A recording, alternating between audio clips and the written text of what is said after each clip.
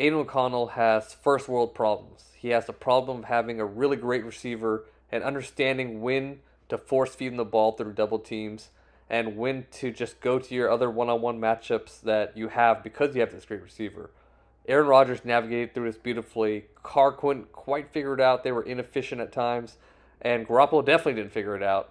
So now it's O'Connell's job to kind of find this balance. And I thought in a Jets game, they were just examples of him waiting too long for Adams at times, and I think they'll get better as things move along. Overall, he played great against a really good Jets defense, but you'll see what I mean. Early on, obviously, he's in a script to get Adams the ball as much as possible. Here, they're going to have a play action concept called with Adams running a crosser. O'Connell slips, but is still able to get the fake to Jacobs.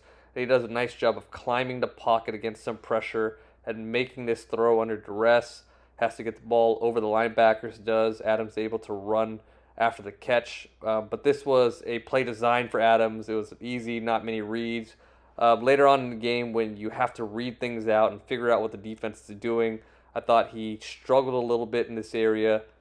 Here, Davante Adams and Michael Mayer are lined up in a 2-by-2 formation, and Adams is going to run a dig route while Mayer runs. I think this might be a choice route or it just might be a little short out route. But against cover 4, if that number 2 receiver runs short, you're going to have a double team on Adams, and you can see this safety plays flat-footed. And O'Connell has to see that. He has to see the safety's playing flat-footed, ready to jump on Adams, but he tries to make the throw anyways, and it gets picked off. Obviously, you want to get the ball to your best playmaker, but when the defense is in position like that, you just can't force a throw. And then on 3rd and 9, it looks like the defense is going to bracket Adams because you see when he motions inside, 2 defenders follow him inside, and then when he goes back outside, both defenders move with him. And I think O'Connell's probably thinking that he might be getting double teamed here too, but actually the free safety is just playing in the middle of the field. So I think O'Connell probably has to check where the safety position is, because if he did, he would see that Adams has a one-on-one on a slot fade. He actually wins on this route, and it'd be a good throw to make on 3rd and 9. But instead, O'Connell tries to look inside, and then he tries to look at Trey Tucker, and then he tries to go back outside to Adams, and the pressure gets to him, and he throws a bad ball that falls incomplete.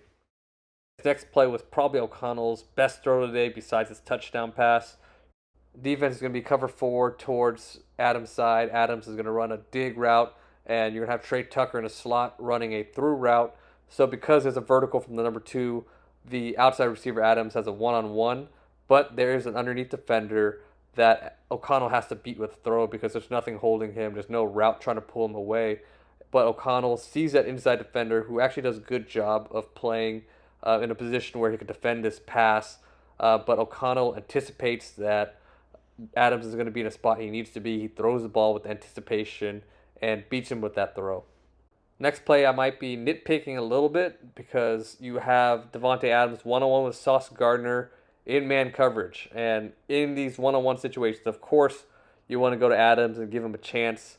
I just thought maybe he stuck with Adams a little bit, and you could even see the robber is helping Sauce with Adams. So I thought maybe he could have moved on to the next read a tick faster because there were other receivers that separated, but he wasn't able to until it was too late. And the pass rush gets to him, and he gets sacked. Next play we're going to look at, similar situation, but they're going to be in a red zone. Adams is to the left. He's going to have one-on-one coverage with the corner. He tries to get inside on a slant. Doesn't create a lot of separation. You can see the robber there is kind of following O'Connell's eyes and gets in a passing window. But O'Connell's mental clock goes off, and he realizes he needs to escape, and he gives Michael Mayer a chance with a nice ball in the red zone. You can see from the end zone angle, this is an absolutely perfect ball placement, only where Mayer could get it. And I love that he gave his guy a chance on 3rd and 2 on a money down instead of just throwing it away or taking a sack. But again, overall, I'm not down on Aidan O'Connell. Overall, he played a good game. A lot of really good quarterbacks have struggled with this defense.